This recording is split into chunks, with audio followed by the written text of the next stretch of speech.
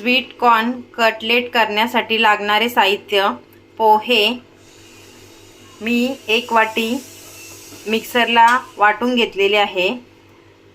मक्का मी दाणे काढून शिजवून घेतलेले आहेत. बटाटी उकडून बारीक करून घेतलेले आहेत. शिमला मिरची ती सुद्धा मी बारीक करून घेतलेली आहे. गाजर मी खिसून घेतलेला आहे. कांदा सुद्धा मी बारीक करून घेतलेला आहे.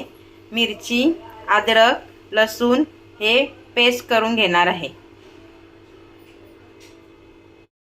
तर चला, पहिल्यांदा मी इथे अद्रक, लसूण आणि मिरची याची अशी जाडसर पेस्ट करून घेणार आहे. तर इथे पहा, मी मक्याचे दाणे उकडून घेतलेले आहेत. गाजर बारीक करून घेतलेला आहे. शिमला मिरची सुद्धा बारीक करून घेतलेली आहे. कोथिंबीर बारीक करून घेतलेली आहे. पोह्यांचा बारीक रवा करून घेतलेला आहे आणि बटाटी उकडून बारीक करून घेतलेली आहेत. ही जाडसर पेस्ट अशी करा की त्याच्यात पाणी घालायचं नाही. त्यानंतर मी मक्याचे दाणे हे उकडलेले आहेत, त्याची सुद्धा पाणी न घालता वाटून घेणार आहे.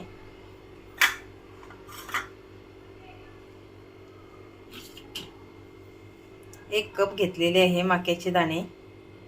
तर बघा, मी हे आता वाटून घेतलेलं आहे. यात मी पाणी घातलेलं नाही. तर इथे पहा, मी हा मक्याचा वाटून घेतलेला किस, त्यानंतर बटाटा, त्यानंतर गाजर, शिमला मिरची,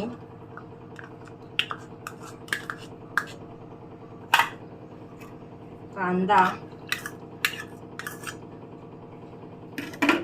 पोहे बारीक करून घेतलेले,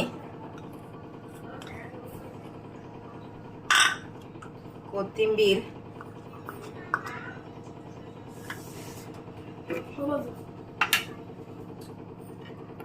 जीरा पावडर,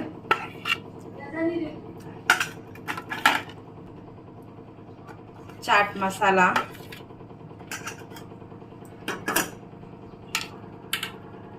लाल तिखट मसाला तुमच्या आवडीनुसार घ्या. त्यानंतर मी चवीपुरतं मीठ घेते.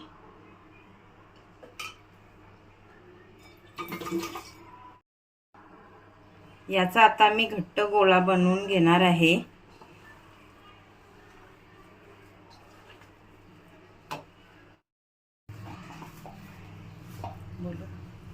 तर इथे पहा, मी असा छानसा गोळा तयार केलेला आहे.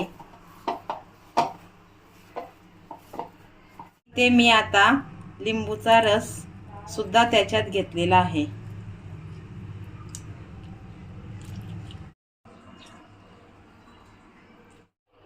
तर इथे पहा, मी आता थोडं हाताला तेल घेत आहे आणि एक कटलेट तुम्हाला बनवून दाखवणार आहे.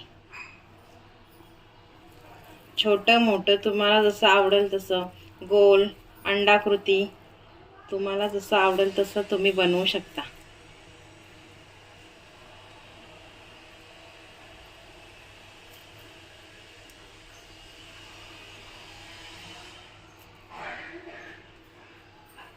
इथे पहा, कटलेट तयार झालेले आहेत.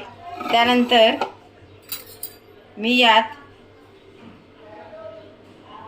2 ते 3 चमचे भाकरीचा पीठ घेऊन थोडं मीठ घेऊन, तुमच्याच आवडीनुसार मीठ घ्या. त्यात थोडं पाणी टाकून हा जरा जाडसरच करून घ्या.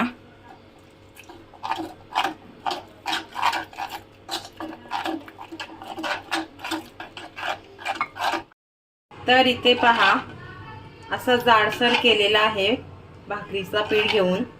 त्यानंतर एक कटलेट घेऊन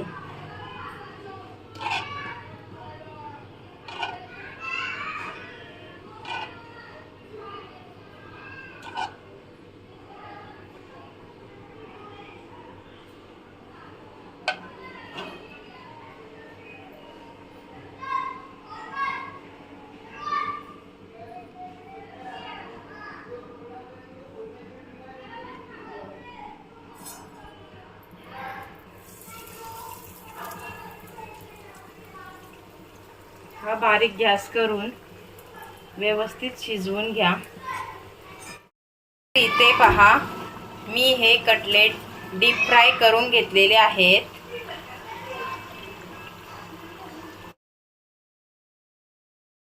तर इथे कॉर्न कटलेटची रेसिपी माझी तयार झालेली आहे।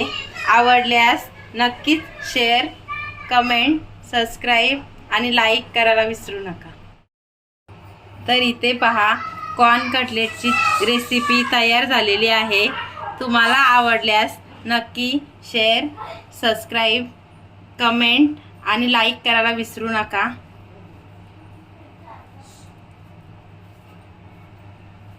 खुसखुशीत झालेले आहेत।